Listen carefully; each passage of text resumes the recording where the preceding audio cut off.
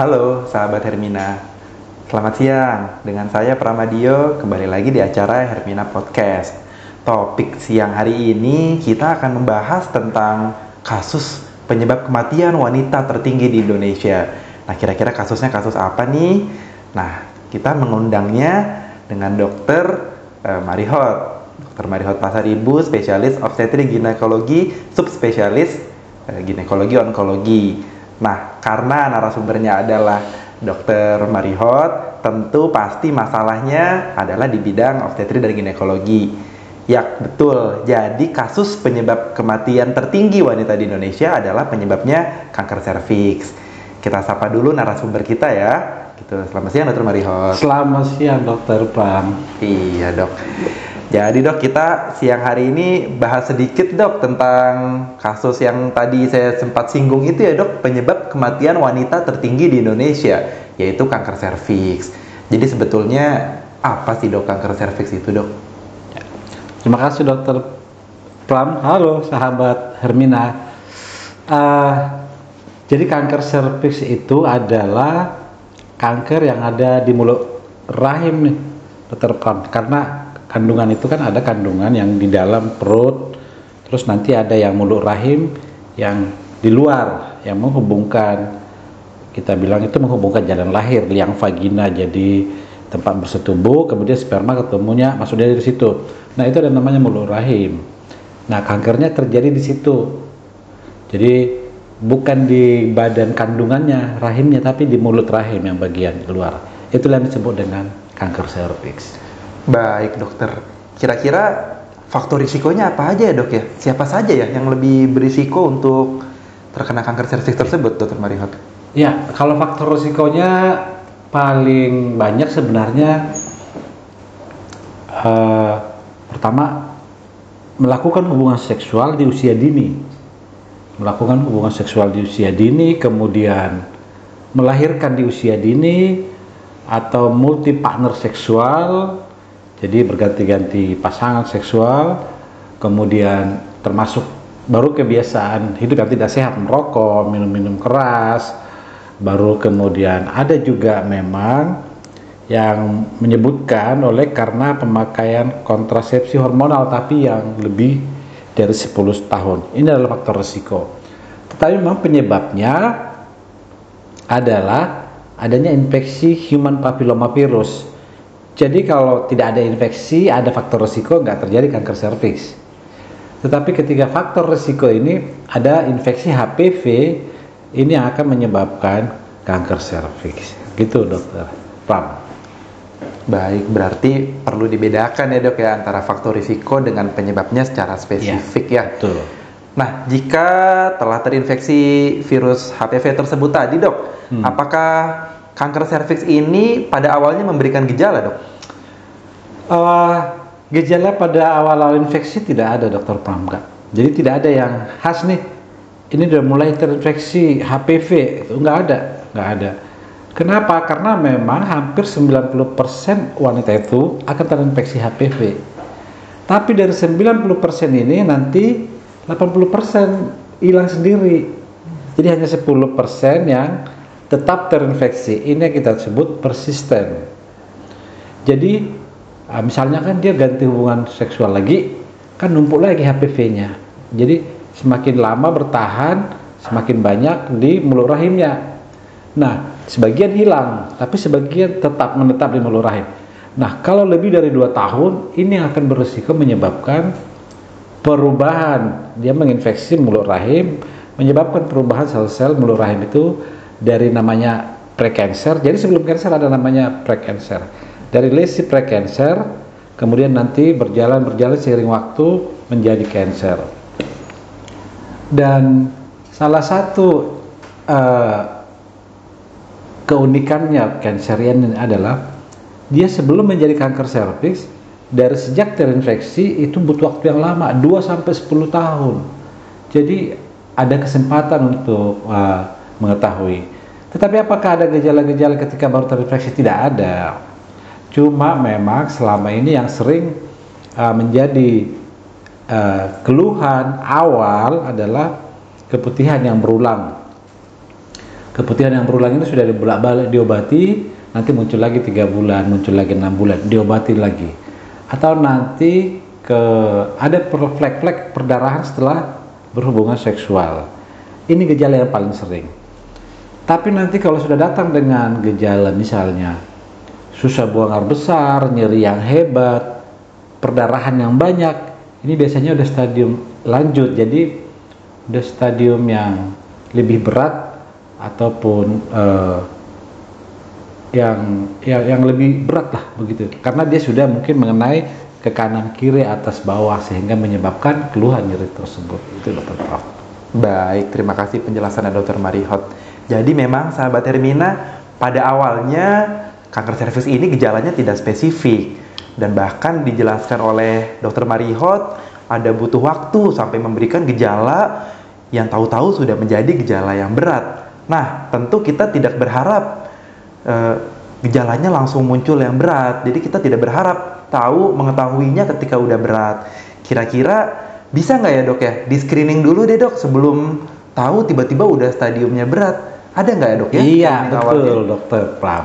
Disinilah kesempatan kita untuk melakukan screening karena memang kanker serviks ini butuh perjalanan lama. Nah, screening ini sebenarnya nggak terlalu susah dilakukan. Nanti ada namanya infeksi visual asam asetat, itu hanya dioleskan kasa ataupun kapas yang udah dikasih asam asetat, dioleskan di mulut rahimnya itu Dokter Pram. Nanti kelihatan itu apakah ada perubahan, curiga. Itu screening awal. Atau mungkin jika nggak ada tersedia bisa melakukan pap smear.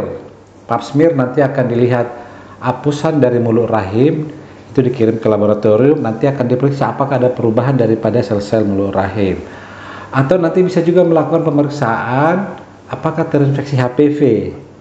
Jadi dengan melakukan pemeriksaan DNA HPV.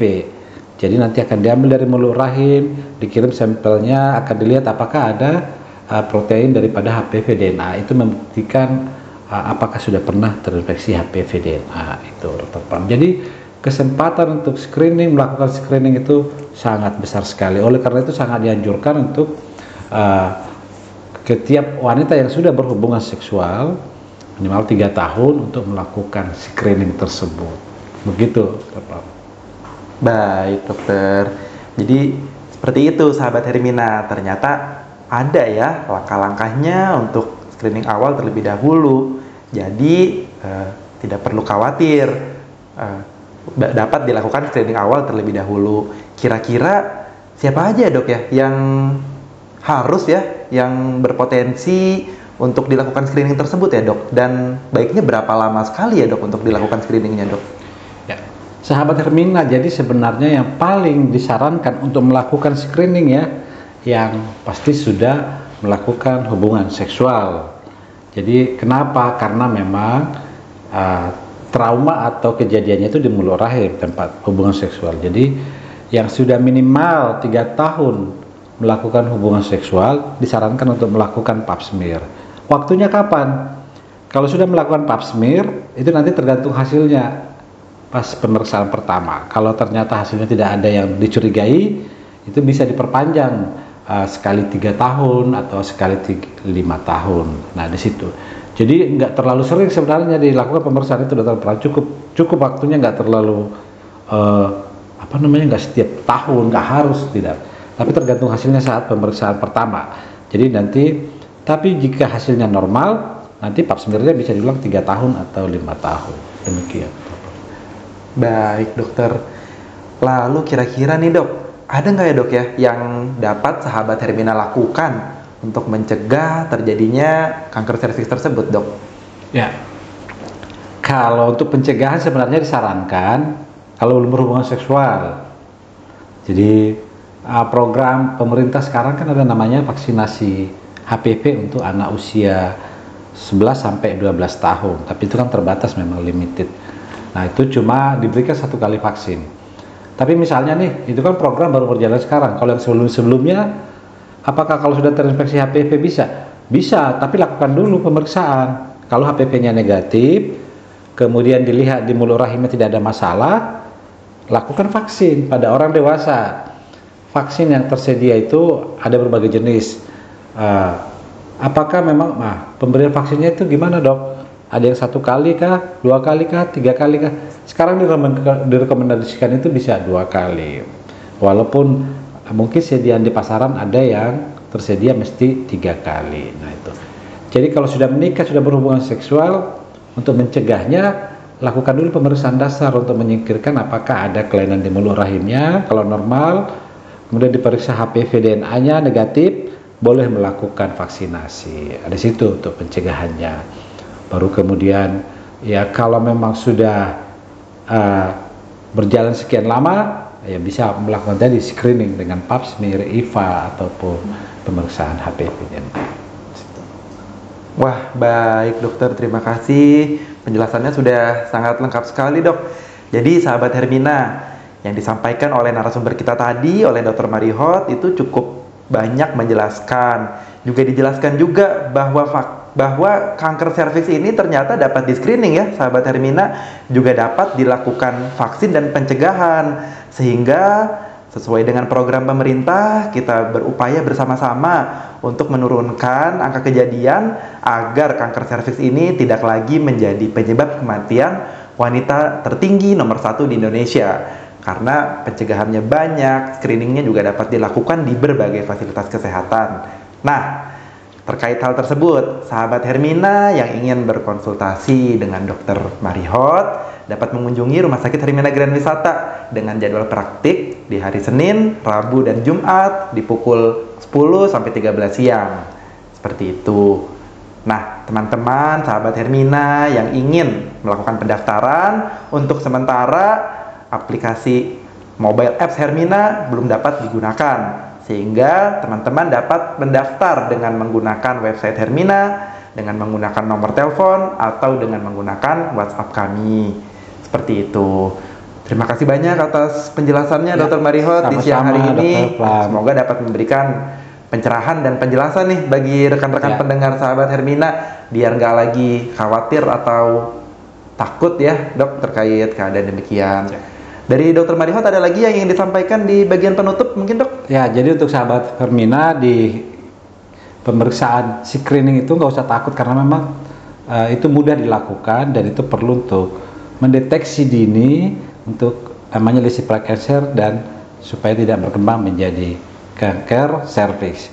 Dan beruntungnya kita itu bisa kita semua lakukan di Rumah Sakit Hermina Grand Wisata. Mungkin begitu Dr. Pram. Iya, terima kasih banyak Sama Dr. Pram. Demikian sahabat Hermina, Hermina Podcast yang hari ini saya tutup. Sampai kembali lagi di Hermina Podcast berikutnya. Saya Pramadio pamit undur diri. Selamat siang. Selamat siang.